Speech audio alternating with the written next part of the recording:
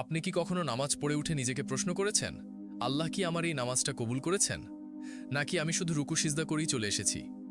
আমরা অনেকেই ৫ ওয়াক্ত নামাজ পড়ি, সময় মতো পড়ি, সুন্দরভাবে পড়ি, কিন্তু সত্যি করে বলুন, আল্লাহর দরবারে দাঁড়ানোর সেই অনুভূতি কি আসলেই আসে আমাদের মাঝে, নাকি শুধু শরীর নামাজে কিন্তু মন ঘুরে বেড়ায় দুনিয়ার চিন্তায়? আজকের এই ভিডিওটা আপনার চোখ খুলে দিতে পারে।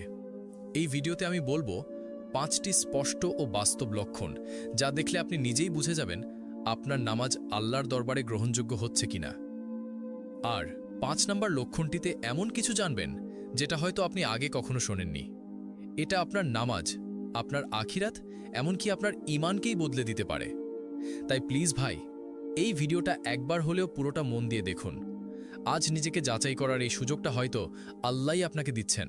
প্রথম লক্ষণ, নামাজে মনোযোগ নেই। আপনি হয়তো দাঁড়িয়ে গেছেন নামাজে, হাত